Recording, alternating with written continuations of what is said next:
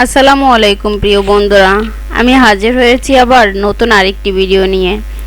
না টেনে পুরো ভিডিওটা মনোযোগ সহকারে দেখে নেবেন, আশা করি দেখলে ভালো লাগবে। এই যে দেখতেই পারছেন, আমি এখানে নিয়ে নিয়েছি কলিজা। দুই ধরনের কলিজা আমি এখানে নিয়ে নিয়েছি। এখন চুলায় বসিয়ে দিয়েছি গরম পানি। গরম পানিটা ফুটে উঠেছে, সেই পর্যায়ে আমি ঢেলে দিলাম কলিজার টুকরাগুলো।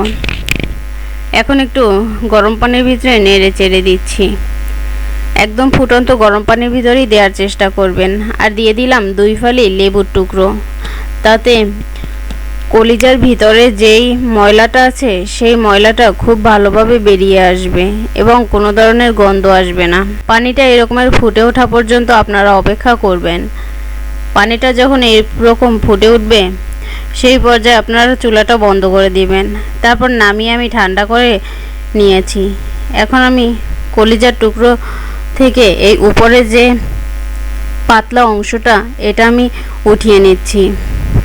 এই পাতলা অংশটা উঠিয়ে নেওয়ার কাজটা একটু ধৈর্য সহকারে করে নেবেন। এই যে দেখুন, দেখতেই তো পারছেন, আমি এই যে এরকমভাবে সম্পূর্ণ কলিজার থেকে পাতলা অংশটা উঠিয়ে নিয়েছি। এখন আমি কেটে নিচ্ছি। ছুরির সাহায্যে ছোট ছোট পিস করে কেটে নিয়েছি। ঠিক এইভাবে আপনারা কেটে নেবেন এবং কেটে নেওয়াটা আপনাদের নিজেদের পছন্দ অনুযায়ী, আপনাদের যার যেরকমের কাটে ভালো লাগে সে সেই রকমেরই কেটে নেবেন। আমি এরকম ছোট ছোট করে কেটে নিয়েছি। এখন চলে যাচ্ছি রান্নার জন্য। চুলায় একটা প্যান বসিয়ে তাতে তেল দিয়ে দিয়েছি পরিমাণ মতো। তারপর কিছু গরম মশলা দিয়ে অ্যাড করছি পেঁয়াজ কুচি এবং কিছুটা বাটা পেঁয়াজও দিয়ে দিয়েছি। পেঁয়াজটা কাঁচা গন্ধটা পর্যন্ত ভেজে নিয়েছি। এখন দিয়ে দিয়েছি আদা রসুন এবং জয়ফল জয়ত্রী এলাচ দারুচিনির বাটা, সেটা দিয়ে তারপর আবার কিছু সময়ের জন্য কাঁচা গন্ধটা চলে যাওয়া পর্যন্ত ভেজে নিয়েছি। এখন এর মধ্যে অ্যাড করব জিরার গুঁড়া এবং ধনিয়ার গুঁড়া। দিয়ে দিয়েছি স্বাদমতো লবণ, হলুদ মরিচের গুঁড়া। এখন তেলের ভিতরে মশলাটা খুব ভালো করে কষিয়ে নিব। কষিয়ে নেওয়া হয়ে গেছে। এখন আমি দিয়ে দিয়েছি পানি, নিচে যাতে পোড়া লেগে না যায়। এখন মশলাটাকে খুব ভালো করে কষিয়ে নেবেন। যতক্ষণে তেল ভেসে না ওঠে ততক্ষণ খুব ভালো করে কষিয়ে নেবেন। এই যে দেখুন, আমার কিন্তু মশলাটা কষানো হয়ে গেছে, কারণ আমার মশলার উপরে তেলটা ভেসে উঠেছে। সেই পর্যায়ে আমি এখন অ্যাড করেছি কলিজার টুকরোগুলো। তারপর মশলার সাথে 5 মিনিটের জন্য কষিয়ে নিব। খুব ভালোভাবে নেড়েচেড়ে কষিয়ে নিব।